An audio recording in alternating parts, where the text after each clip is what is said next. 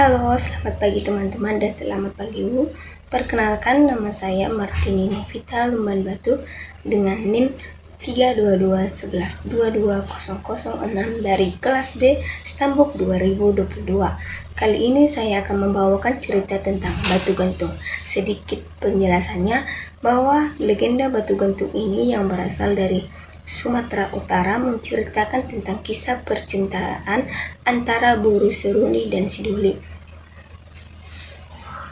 Cerita batu gantung ini menjadi panorama dan ciri khas dari wisata Danau Toba. Keberadaan dari batu gantung ini selalu menarik perhatian para turis yang datang ke Danau Toba yang berada di Pulau Samosir. Nah, di balik batu gantung ini memiliki asal muasal yang diyakini salah satu warga yang dikenal dengan legenda batu gantung. Untuk cerita lebih panjangnya, yuk simak video ini. Konon pada zaman dahulu di sebuah desa di tepi Danau Toba hiduplah sepasang suami istri yang memiliki seorang anak gadis cantik jelita. Gadis itu bernama Seruni.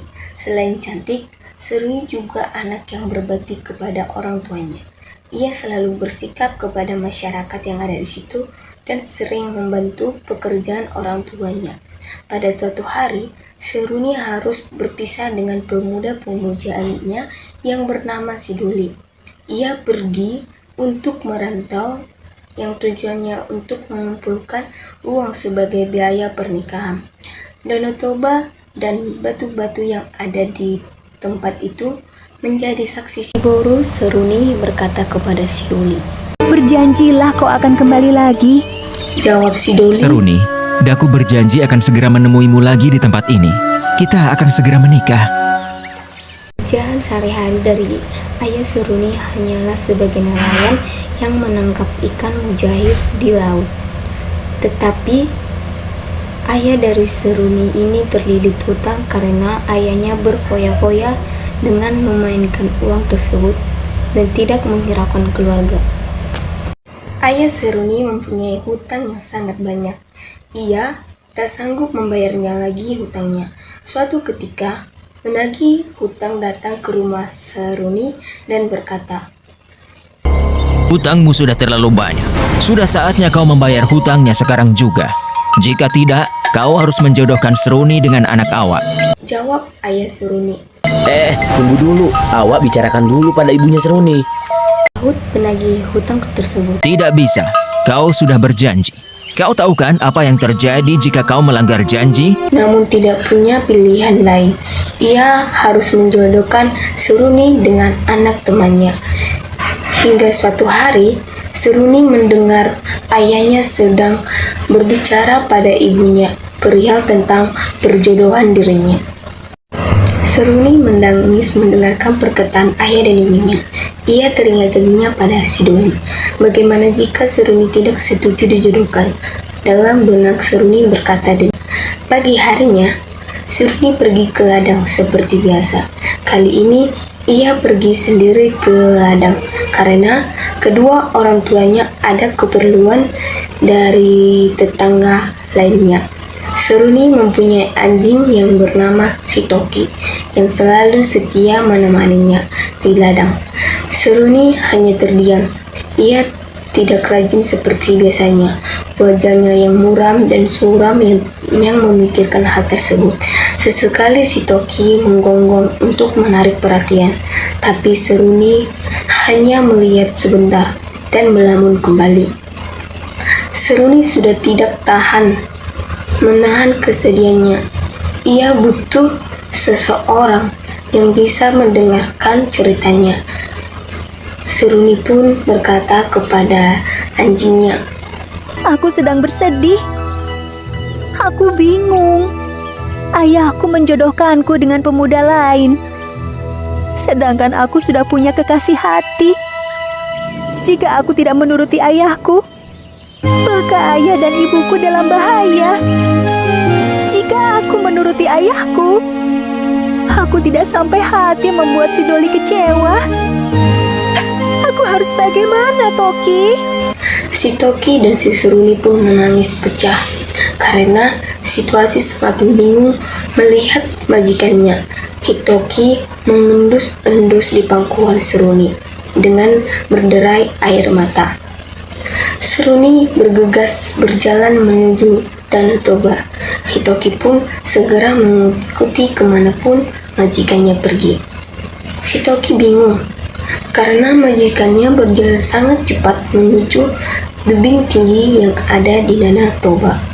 Di tepi Danau Toba, tiba-tiba Seruni yang sedang menangis, terharu, dan kosong pikiran terperosok ke dalam lubang batu yang sangat besar hingga masuk ke dalam lubang yang sangat gelap. Terperosok.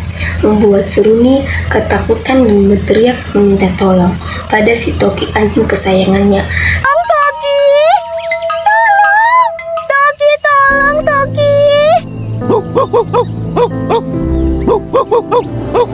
Namun, si Toki hanyalah seekor binatang yang tidak dapat berbuat apa-apa selain menggonggong di sekitaran lubang batu besar tersebut. Seruni mulai putus asa karena tidak kunjung datang pertolongan untuk dirinya. Ia pun berteriak.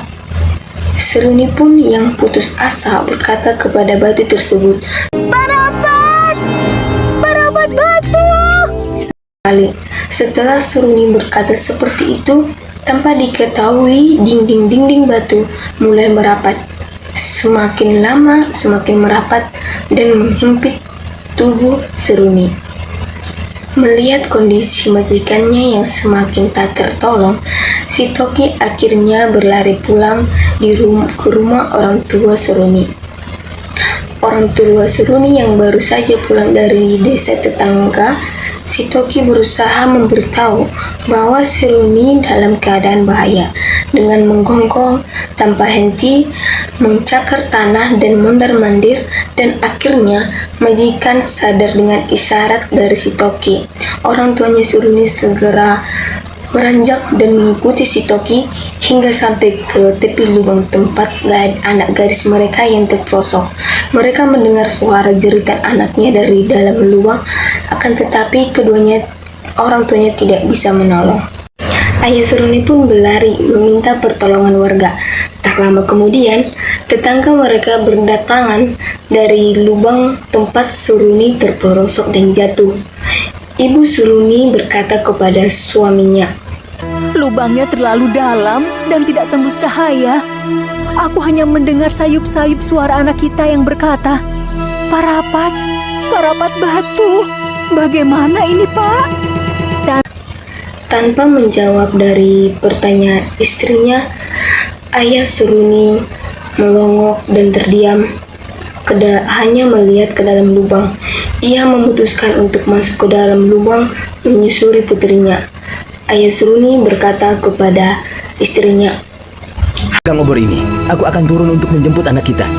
Jawab ibu Seruni, Jangan gegabah, Pak. Lubang ini sangat berbahaya.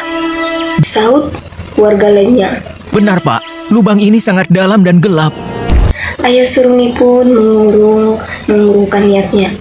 Namun tiba-tiba terdengar suara gemuruh dan goncangan yang sangat besar yang membuat lubang perlahan-lahan merapat dan tertutup dengan sendirinya. Seruni yang berada di dalam lubang tersebut akhirnya terhempit dan tidak dapat diselamatkan. Setelah goncangan berakhir, di atas lubang yang sudah tertutup muncullah sebuah batu besar yang menyerupai tubuh seorang gadis. Di batu itu bergantunglah dinding-dinding di tepi Danau Toba. Masyarakat Baltai Toba percaya bahwa batu gantung ini merupakan suatu jelmaan dari Seruni. Masyarakat memberi nama tersebut dengan batu gantung. Ucapan Seruni yang terakhir didengar warga berupa parapat, parapat, parapat, yang dijadikan nama daerah sebagai tempat beradanya, yaitu kota Parapat. Parapat telah menjelma menjadi salah satu kota tujuan wisata di Provinsi Sumatera Utara. Demikian Demikian cerita tentang batu gantung. Jika ada kata dan salah tutur kata mohon dimaklumi. Selamat pagi, terima kasih Bu.